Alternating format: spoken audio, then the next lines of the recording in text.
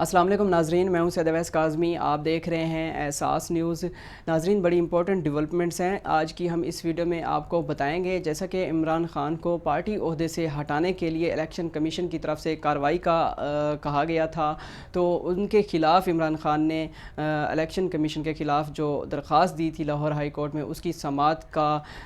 Time دے دیا گیا ہے کہ اس کی تاریخ دے دی گئی ہے،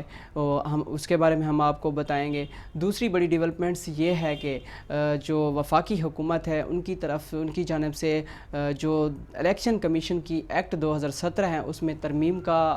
اعلان کیا ہے انہوں نے، اس کے بارے میں ہم آپ کو بتائیں گے۔ تیسری بڑی ڈیولپمنٹس یہ ہے کہ جو وزارت خزانہ کی جانب سے جو آج امپورٹنٹ پریس کانفرنس کی گئی ہے اس کے بارے میں ہم آپ کو بتائیں گے۔ ہم آپ کو بتاتے چلیں کہ عمران خان کے خلاف جو پارٹی عہدے سے ہٹانے کی درخواست الیکشن کمیشن نے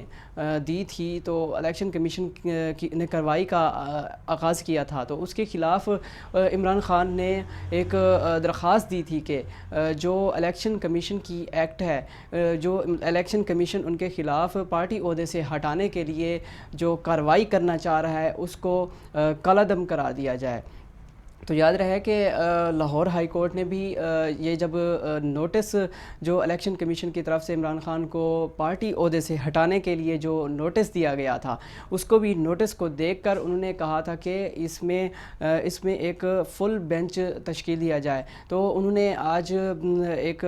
اس کی جو سماعت ہونی ہے اس کے لیے جسٹس شاہد بلال حسن کی سربراہی میں 5 رکنی جو بینچ ہے تشکیل دیا گیا ہے، وہ 12 اپریل کو تشکیل دیا گیا ہے، وہ 12 اپریل کو سماعت کرے گا۔ تو جو الیکشن کمیشن ہے ان کے خلاف جو درخواست دی گئی تھی، اس میں لاہور ہائی کورٹ نے، عدالت نے یہ ریمارکس دیے تھے کہ اس میں ایک بہت بڑے امپورٹنٹ پوائنٹس ہیں جو بالکل ہی اگنور کیے جا رہے ہیں، اس لیے یہ اس پر ایک فل بینچ تشکیل دیا جانا چاہیے۔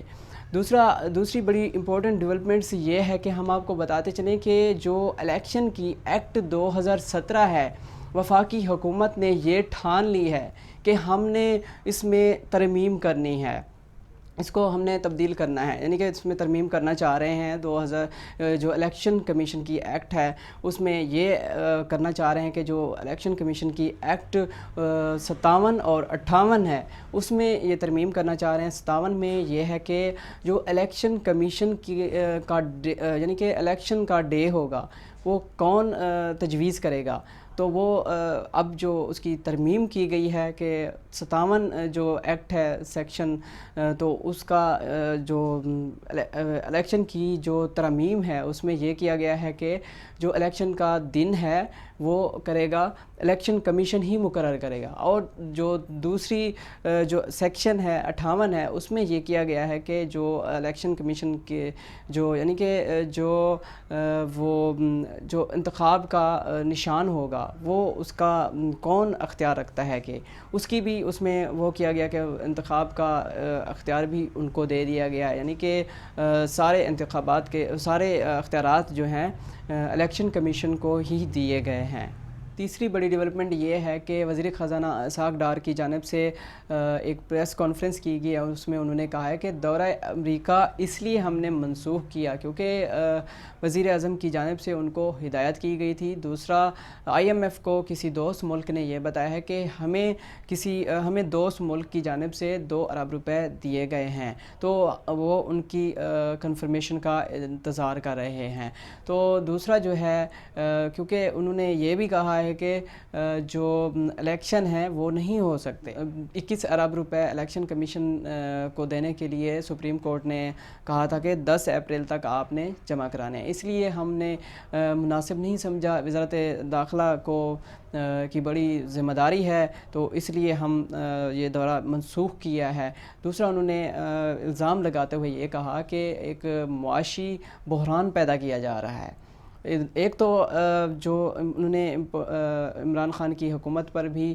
بڑی تنقید کی اور ان کے بارے میں الزام لگاتے ہوئے کہا کہ گزشتہ جو حکومت ہے ان کی جانب سے جو معاشی بحران پیدا کیا گیا ہے ان کا آج یہ سب کچھ ہمیں بھگتنا پڑ رہا ہے۔ انہوں نے یہ بھی کہا کہ جو بھی مہنگائی ہو رہی ہے، معاشی بحران ہو رہا ہے، اور ایک ایسی پارٹی ہے جو اس نے یہ ٹھان لی ہے کہ پاکستان کو ہم نے ڈیفالٹ کروانا ہے اور ڈیفالٹ کی طرف لے کے جانا ہے۔ اس کے ساتھ ہی مجھے اجازت دیجیے، سید اویس کاظمی کو اللہ نے کہا۔